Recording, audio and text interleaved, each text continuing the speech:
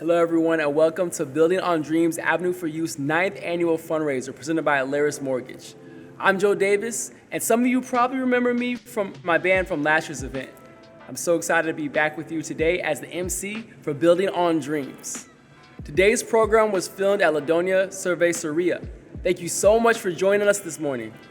We're here today, and avenues exist because we have some serious problems. This year, more than 13,000 youth in Minnesota will be experiencing homelessness on their own. That number would be too big if even just one youth was experiencing homelessness. By showing up today, you were saying that 13,000 isn't acceptable, that even one youth isn't acceptable. With that in mind, I challenge you to help Avenues beat its 110,000 fundraising goal today. At any point in this program, you can get us closer to that goal by clicking the Give button in your menu. Give boldly, give generously, give keeping in mind that 13,000 youth will be experiencing homelessness this year, and you can do something to change that. And if you're thinking, I'm not sure I can make a gift that will make a difference, believe me, that you can. Avenues provides all basic needs for youth in addition to housing and holistic supports. A gift of $5 provides a pack of socks, and a gift of $5,000 can keep Avenues lights on. We can all make a difference today. Avenue's mission is to partner with youth experiencing homelessness to achieve their dreams. They do that by providing housing, emergency shelter, and holistic supports to youth in our communities. Over 250 youth found their way to Avenues last year, and it truly takes a community effort to make sure youth have everything they need to be stable and reach their dreams. Today, we're going to be highlighting that community. We're going to listen to the voices of Avenues, from the staff who form trusting relationships or work behind the scenes, to the youth who have stayed at Avenues programs and shared their expertise, to volunteers who open up their homes to LGBTQI+ youth experiencing homelessness. To kick us off, I want to share my voice. Please enjoy this poem from my recently published book, We Rise Higher, a collection of poems and prayers aimed at young people and graduates. This poem is called Commercial Break. Hopefully it'll be a break from all the craziness in the world and give you opportunity to meditate on generosity in community. We interrupt our regularly scheduled programming for a commercial break, or for all our sakes, a break from commercials. Before it's too late for me to escape the irresistible urge to splurge on the new shoes with the new shoelaces, new blue jeans and a new tee that match my new blazer, new watch, new shades, and a new bracelet. Consumerism is consuming me with 5 easy payments, but don't gain the world and lose your soul. You got something inside more beautiful than all the riches you could own. Don't be bought and sold, don't be bought and sold, don't be bought and sold, don't be bought and sold. We try to put a price tag on the priceless. I couldn't tell you what the value of life is. If they could sell it, everybody would buy it, that's my guess. Why do I buy products without thinking of the byproduct? I think I want it, I need it, until a week after I got it, and then I forget about it. If I'm honest, confessing, I act as if accessories are necessary when some folks don't have access to necessities. Unless I've agreed there's a greed that gets the best of me, there'll always be a need for those who have less than me, but don't gain the world and lose your soul. You got something inside more beautiful than all the riches you could own. Don't be bought and sold, don't be bought and sold, don't be bought and sold, don't be bought and sold. A culture of merchandise hurts our pocketbooks and purses, but our heart takes the worst hit when we worship these purchases. The more we yearn to gain, the more we waste in this evasive chase. Our search for worth is purposeless until we come to terms with this. The love we have is perfect and there ain't no earning it, so don't gain the world and lose your soul. You got something inside more beautiful than all the riches you could own. Don't be bought and sold, don't be bought and sold, don't be bought and sold, don't be bought and sold. Now let's listen to another voice of Avenues, Catherine Mears, the Executive Director of Avenues for Youth. Hello, everyone, and thank you for joining us at Building on Dreams. My name is Catherine Mears. I use she, her pronouns, and I am the Executive Director of Avenues for Youth. As Joe said, Avenues is here today because we have a problem.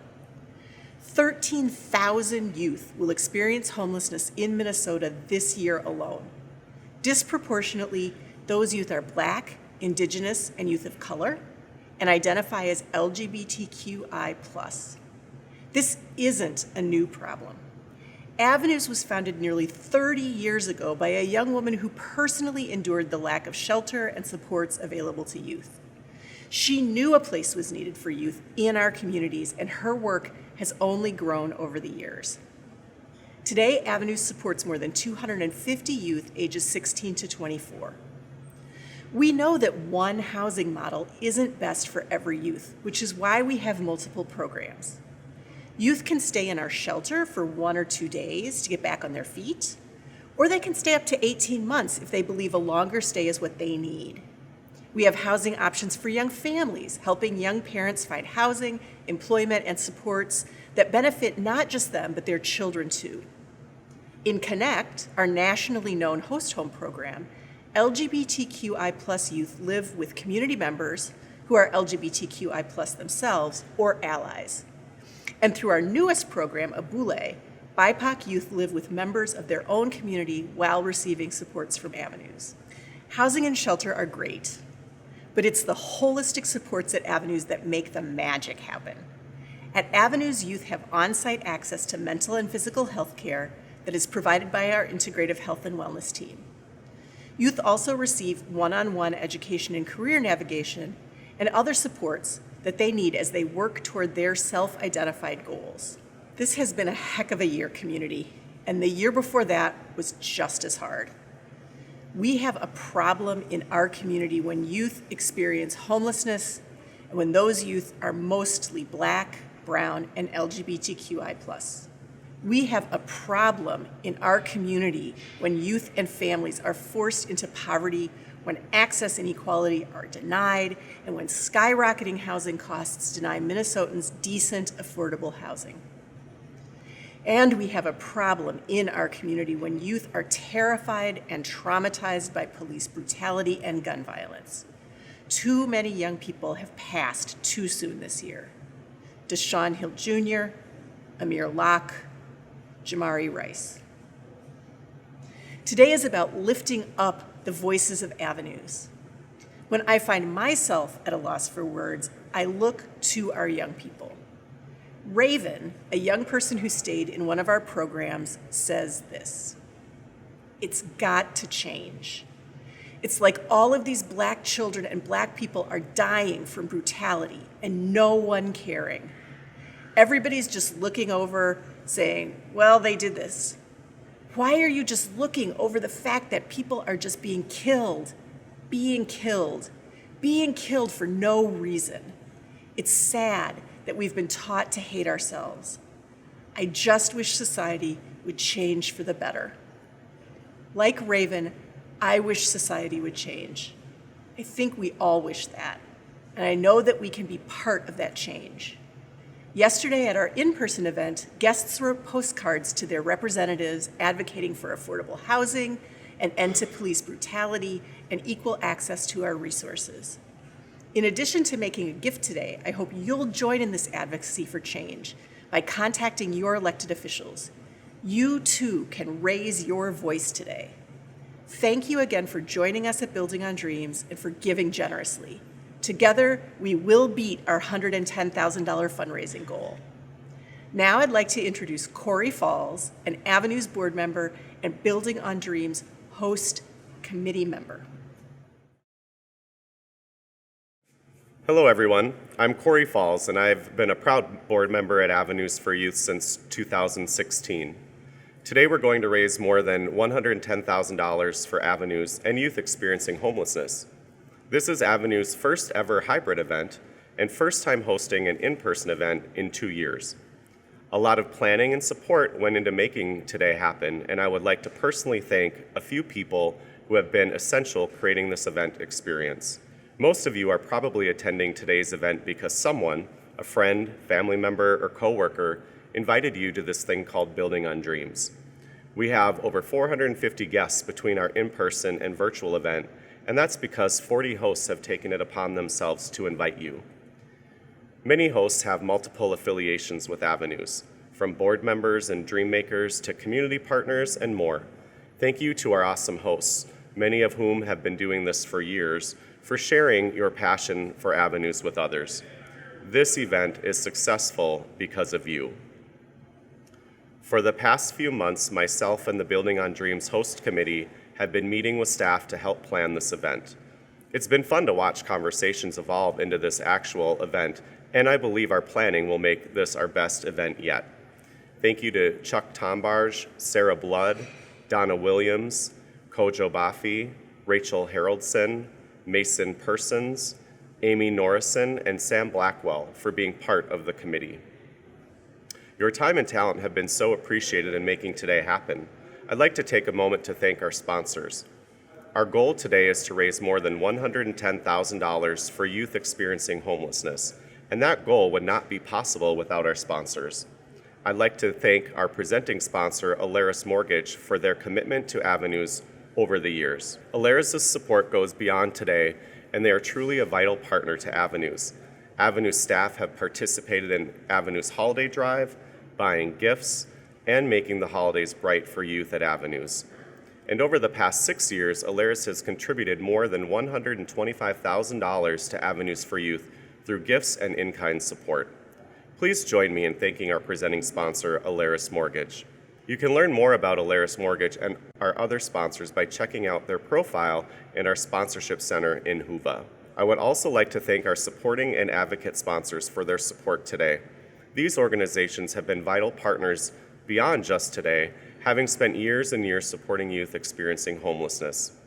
Thank you, Luther, for being our supporting sponsor, and Allina Health and Johnson & Johnson Care with Pride for your ally sponsorships. Now, let's get this event started. Sit back and relax as the rest of the program begins. I'm so excited to introduce our next speaker, or performer, I should say, Abba Karnik. She is a Minneapolis-based musician whose music has been featured on The Current, WCQM Radio, several podcasts, and can be found on all major streaming platforms. Abba's music tells a raw and honest story about the world and people around her, whatever they may be walking through. Abba is also a full-time staff member at Avenues, working as the development coordinator for the last year. Please welcome Abba Karnik and her bandmates.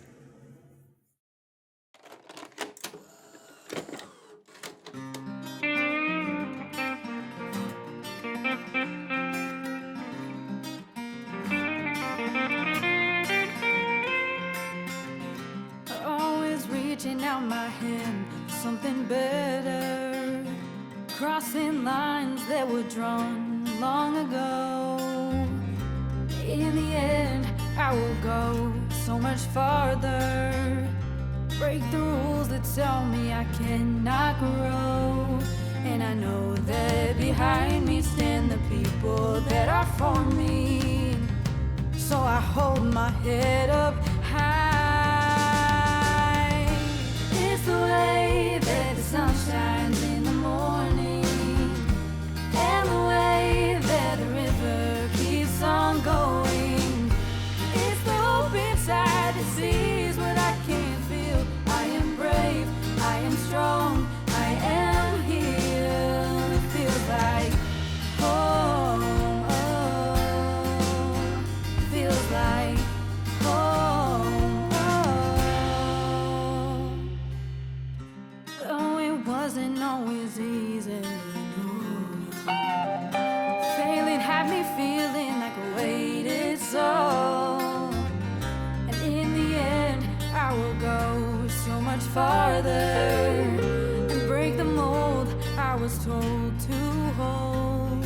And I know that behind me stand the people that are for me. So I hold my head up high. It's the way that the sun shines in the morning, and the way that a river keeps on going. It's the hope inside that sees what I can't feel. I am brave, I am strong, I am healed. And it feels like home, feels like home.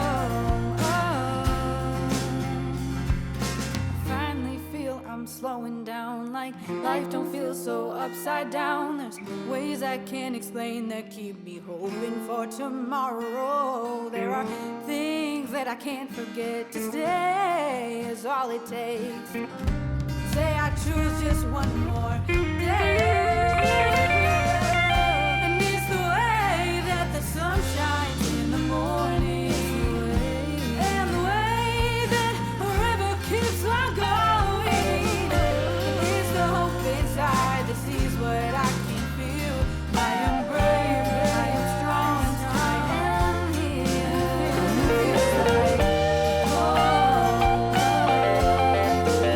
It feels like,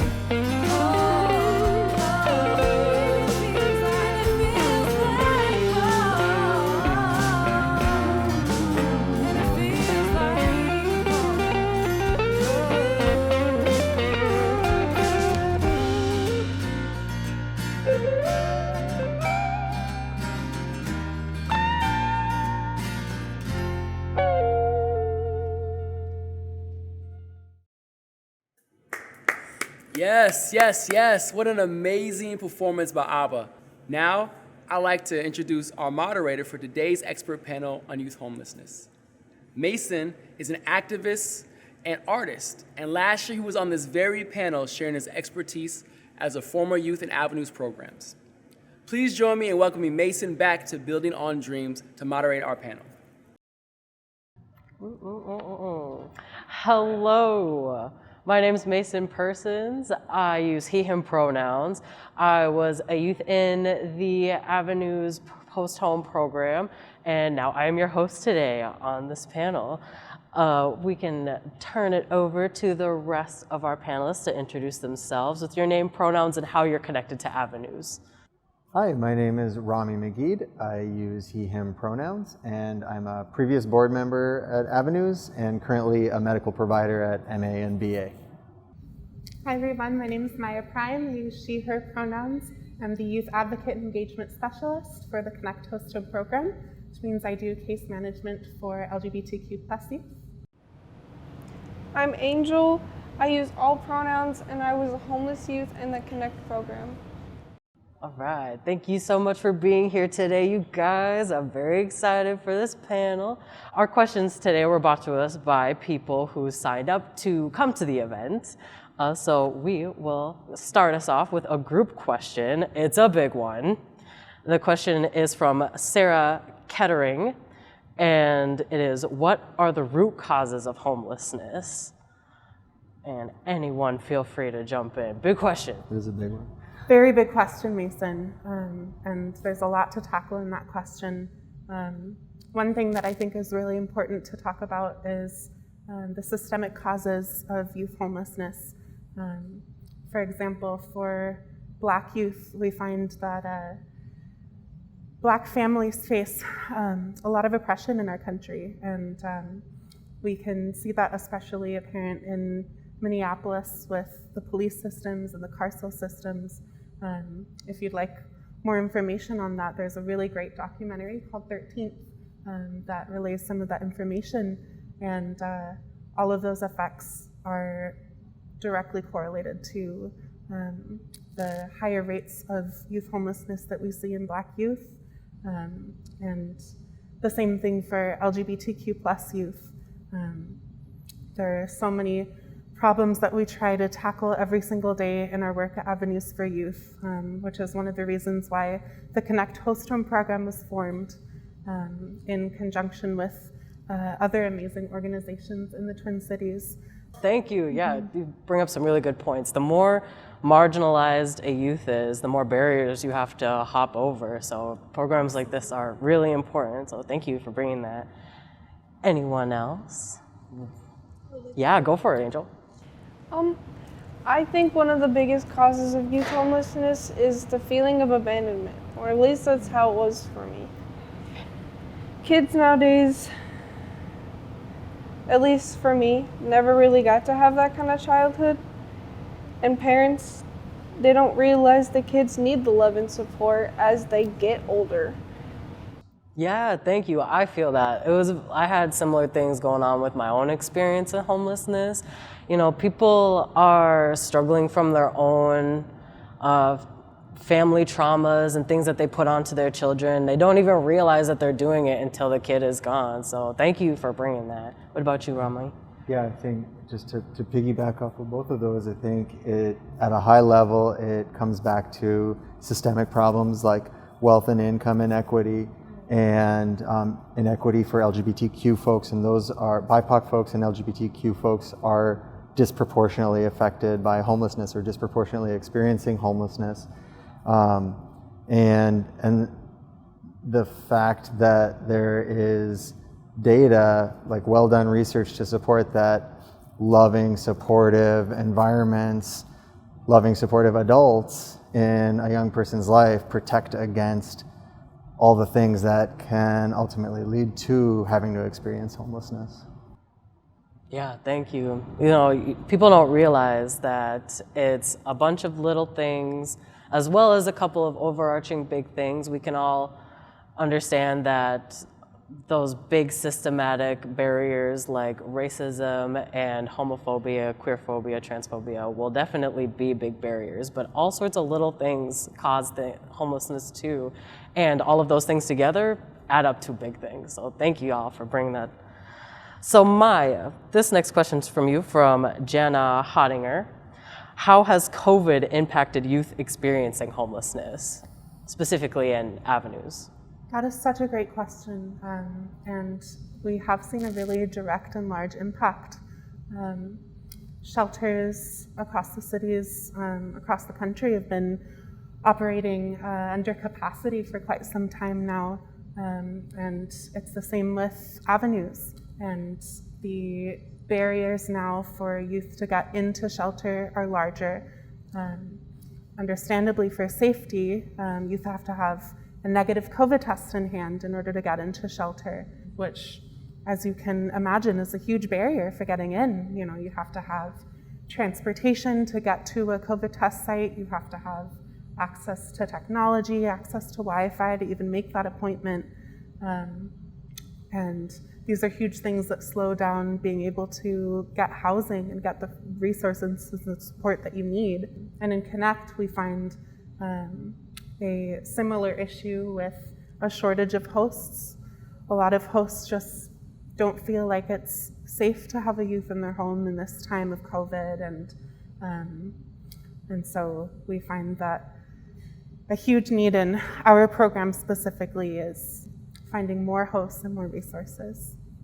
Yeah, that's super real. And no host is at fault for, you know, having that concern. Absolutely. But it does still put another barrier on for the youth. And you bring up a good point too about the transportation and the money that it costs to get a COVID test. Yes. All of these little things add up.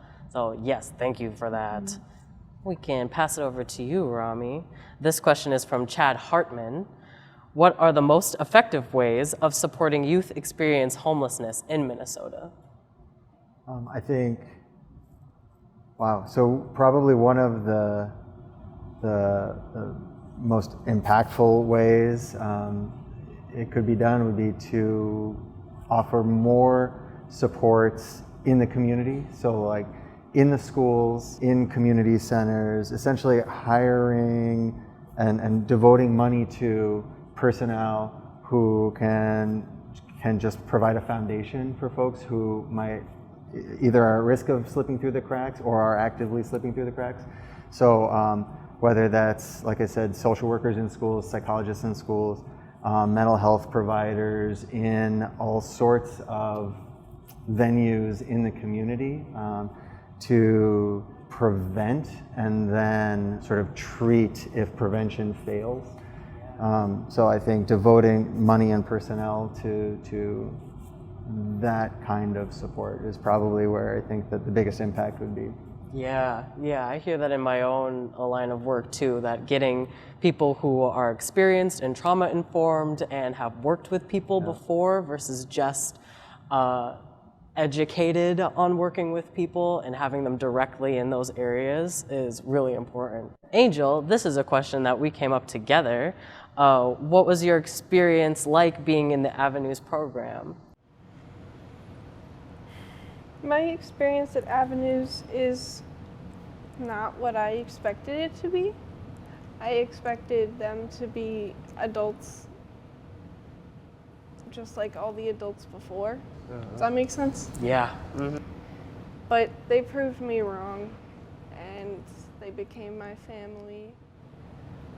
Avenues gave me that. They gave me a family, and I can't be more thankful. Oh, that's so good to hear. I'm also wondering about the transition process from going from not in the program to in the program and in housing. And now you have your own place. You've exited the program and into your own stable housing. Would you speak more on those transitional periods for you? Well, for a while it was really scary because like I was homeless. I had no place to go, and my social workers and my guardians and everyone had no idea like where to put me. And then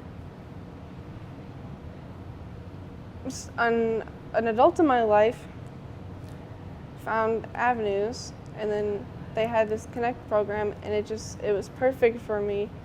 And when I got in as soon as I did, I was so thankful because like being homeless is a very scary feeling.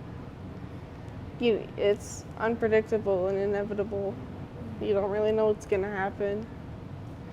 And that's kind of how it felt when I moved out on my own. I was very scared. I had no idea what I was doing. I had no plan. I told everyone I had a plan, but I didn't have a plan. I just kind of went for it. But it all worked out in the end. You know, everything happens for a reason, I guess. I totally feel you. The same thing with me when I was exiting the program initially. Like, there's so many times throughout the process where I thought I had a plan, and then life happens, and one major change happens, and then the whole plan falls through. Do you feel like you still, even though you've exited the program now, do you feel like you still have support from Avenues? Yeah, I do. Good. I have a lot of support. Like, sometimes I need rides places and things like that, and everyone always has my back, and I really appreciate it. Good, yes. Some of the aftercare of programs like this is one of the most important parts. Like, I think for me, I know that going into the program, that first transitional period is really sensitive. You're coming out of homelessness, and then trying to go into the world as your own adult when you're exiting the program can be just as scary as when you were first entering. So thank you for speaking on that. And our last group question is from Todd Bradalich. With all the challenging realities in our world today, where are you finding hope? Also feels like a big question. I think for myself, I find hope like in young people who are not waiting for those in power to take the action that's necessary to make change. So young people increasingly, it seems to me, are just saying like, we're just going to do this because we're sick of waiting. And using tools like social media, but it's not all social media based. They're using that as one tool towards the end, but really using the power of gathering people and connecting people and creating movements to get either really specific small tasks done or even like large change done. But yeah, just young people are connecting and making stuff happen.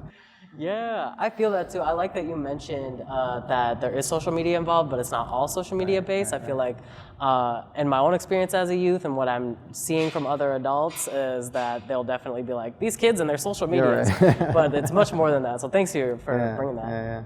Absolutely.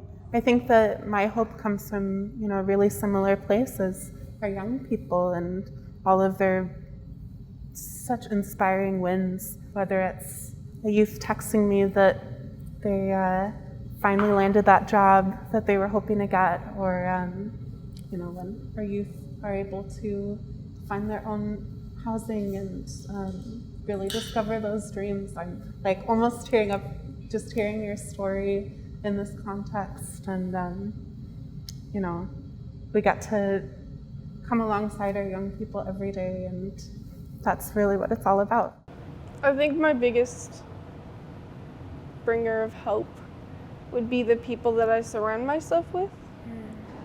Like, I have my producer and my best friend and my partner, and they all support me and they all keep me going, and it inspires me to make music and paint and write. Yeah, I love that. It's nice to hear, from the adults in the room that youth give them hope. So it's also nice to hear from a youth. It's hard to give yourself hope as a youth. So being able to be surrounded by people that help give that to you is so nice. Mm-hmm. So thank you for bringing that. All right. Well, that looks like that's all for us today. Thanks so much, you guys, for being a part of this. And that was our panel. Thank you so much for tuning in, and back to Joe.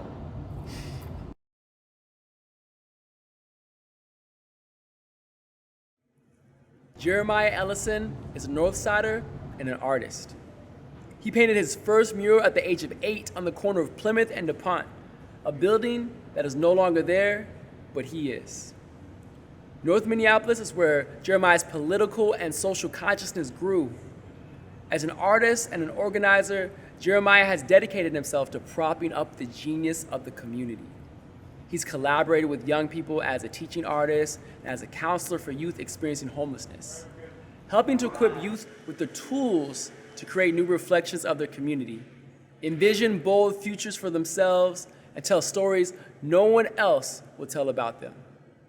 5 years ago, the community called Jeremiah to run for Minneapolis City Council, and it's been truly humbling to Jeremiah to proudly serve the people of the North Side. Jeremiah wants everyone to get involved and to be the storytellers the North Side needs.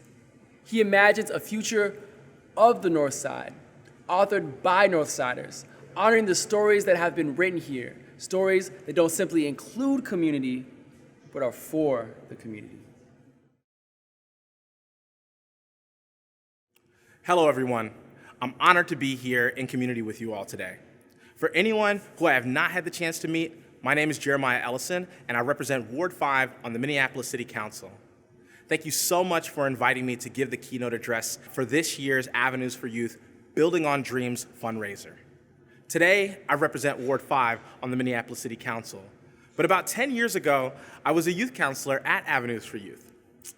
I worked the overnight shift, which is how most of us cut our teeth in this work. They can be some of the most grueling hours. You help make sure that the youth get to bed. You check on them to make sure no one is up to any shenanigans. You address crises as they arise. And at the crack of dawn, you have to figure out how to make a breakfast that the youth won't roast you for. And while I don't have any proof, I like to think that no one, before or since, made as good a breakfast as I did at the end of those overnight shifts. But obviously, there's a lot more to this work than breakfast. You build trust. You build connections. You build opportunities. Avenues has been a place where staff have been empowered to build these things. Notice that I didn't say that our role is to build power, because the youth that we work with, that you work with, already have so much power within them. Avenues is a place where we simply have the chance to equip them with the skills, knowledge, model empathy, and model listening. And once equipped, we get the opportunity to witness the power that has always been there bloom into its full potential, where they take this power and use it as the foundation to build their dreams.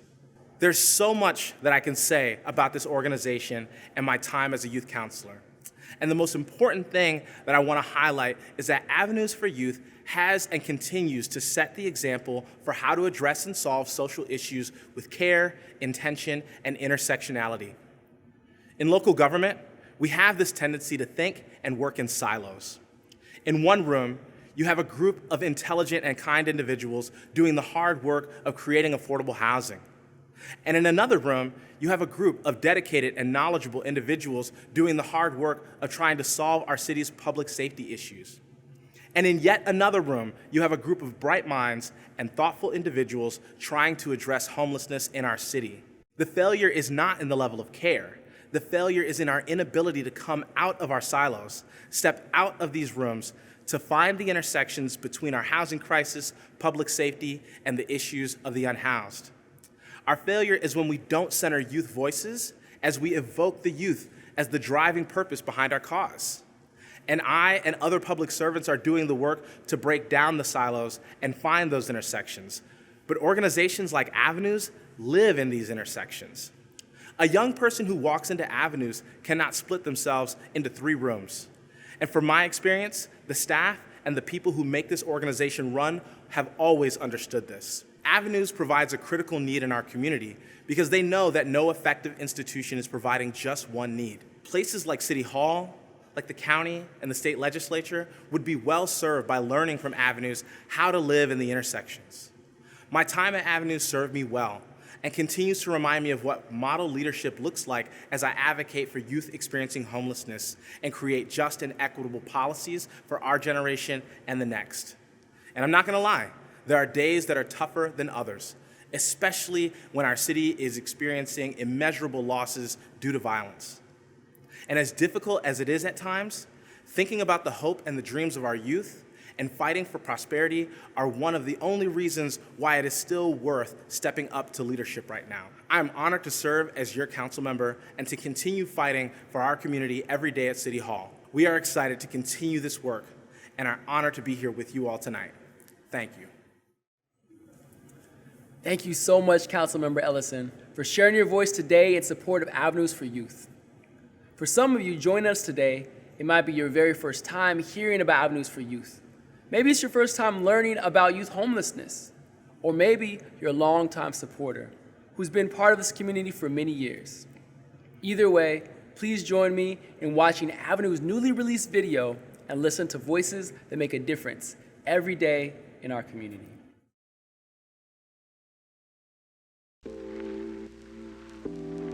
I actually heard a young person in the hallway one day talking on their phone and saying, "No, I haven't left yet. I'm still at home." And I thought, that's it. That's what we want for every young person at Avenues, to feel like while they are with us, they are at home. When I saw the symbol for it and when I saw like the website, I kind of felt like I was supposed to find it. On any given night in Minnesota, there are an estimated 6,000 young people who are homeless and unaccompanied. The vast majority of youth are having to fend for themselves, and that can mean couch hopping, sleeping on the train, exchanging sex for housing. As a state, we have shelter beds for about 15% of them. I had a really complicated case. I needed to be in a foster home. I felt like they were like my older siblings when they got licensed to be my foster parents so that I could live with them, which is really cool because they didn't need to do it, but they did it anyway. One thing that makes Avenues really special is that we're providing so much more than housing. We take a trauma-informed, journey-oriented approach to our work with young people, and that just really helps them to thrive and blossom.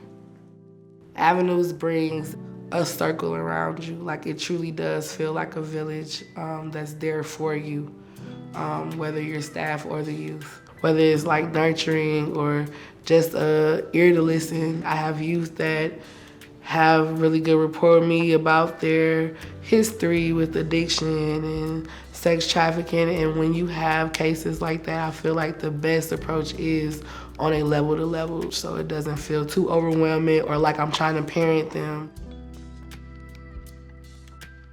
I hadn't had a place that I could call home in a very long time. I didn't have a community, I didn't really have friends. And when I came here, I met a lot of good people. I felt safe. I felt safe with everyone. I still feel safe with everyone.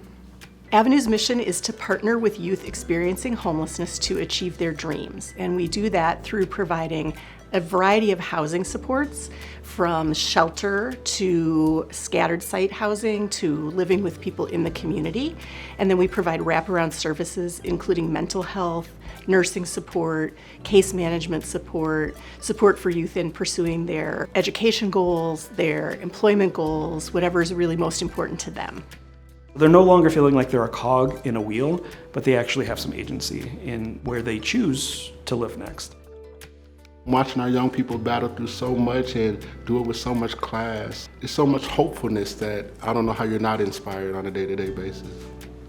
Our staff play a huge role in helping young people develop life skills. So if a young person wants to learn how to cook, or they need help figuring out how to open a bank account or understand credit, our staff can help them with things like that. And then they're really their person who is helping them think through what their goal plan is, what are their future dreams and desires, and then break down the steps to getting there. For some young people, a dream could be, you know what, I just wanted to have 24 hours of a peaceful sleep. For other young people, it could be, you know what, I want to get into college, I want to get this job, I want to get my own apartment. All youth have a foundation of resilience in them, and part of our work is to help them identify those strengths and foster that as much as possible. I really think it's just the freedom to dream, the freedom to really let a young person fly when they're ready to fly. If we can just achieve the daily task and really respect and honor that, obviously to get to that big goal, we got to keep taking one step at a time. Hold on, you know, don't let go. It's gonna be hard for a minute, but you know, it does get better. It's weird. It's definitely weird having adults in your life that actually care about you. It's weird, but I like it. It's nice. Every year, Avenues is able to support more than 250 young people as they move on their journey towards achieving their dreams. But we want to be able to do so much more. We know there are so many more young people out there who need our support. So visit avenuesforyouth.org and click on Give Now so that all youth in Minnesota have an opportunity to achieve their dreams.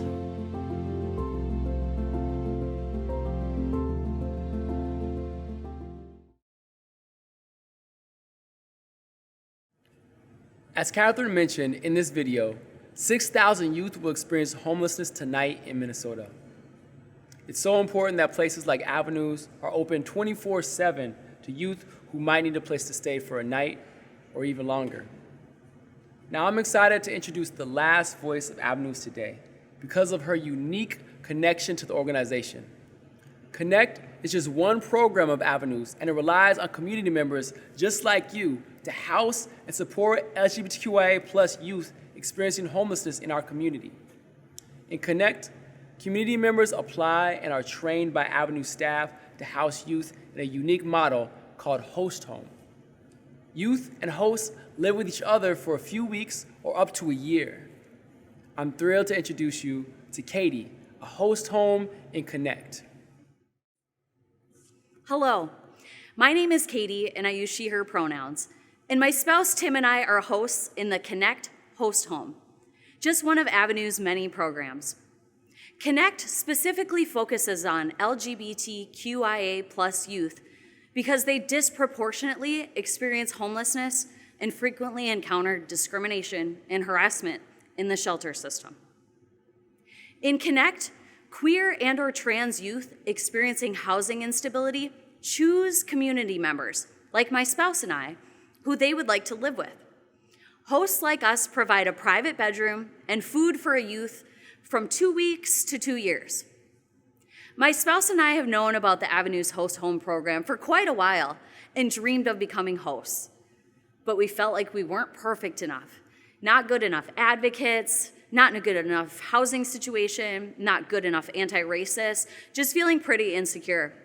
And rightfully feeling inadequate if we were doing this just on our own. Then COVID hit and our guest bedroom sat empty for months, unless Tim was snoring. With the political climate, we just felt powerless amidst all of the uncertainty and hostility. Who was going to protect our trans youth? Who was advocating for them? Who was going to give them a chance? So it was time. It was time to put our money where our mouth was. As the queer community throughout history has always taken care of our own, it was imperative that we do that just now. There was no time to waste. So Tim and I applied for the program, And we were thrilled to find out we were accepted, and more than a little nervous. But Avenues has been around the block a few times, so we learned so much in the training for hosts. The experience of hosting has been life-changing, from the powerful training that expanded our understanding and challenged us to keep growing as people and as hosts, to the guidance we receive regularly from Ryan, the program manager. Our lives and our hearts are so much richer and fuller. Pull it together, Katie. Because of our experience with Avenues. The youth we've met are magnificent. They are artists and visionaries and creators and dreamers who are lifting up people around them and building chosen families. We believe in supporting queer and trans youth actively builds a brighter future, a more vibrant, expansive, and just future. These youth offer such beauty, talents, and gifts to this world. I've said for a long time that being an ally has to cost you something. Platitudes, thoughts, and prayers are not enough.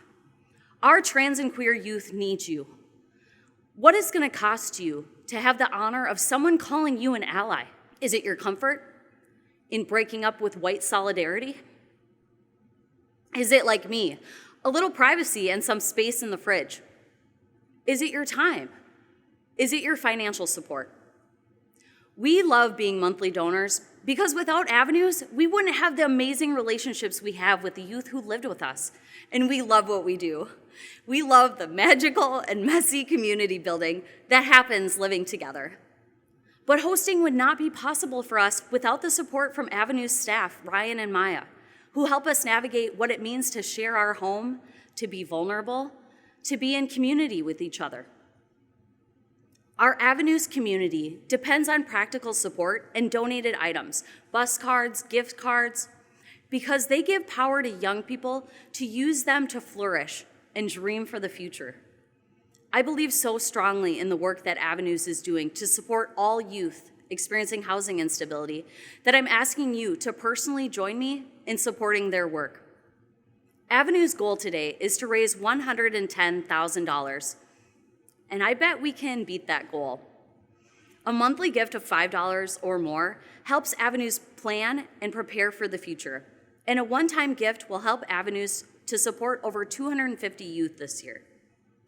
You can make that gift now by clicking the Donate Now button on your screen.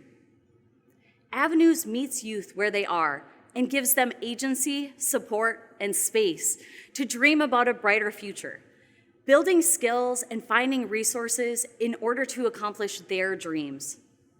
Thank you for being an important part of this work.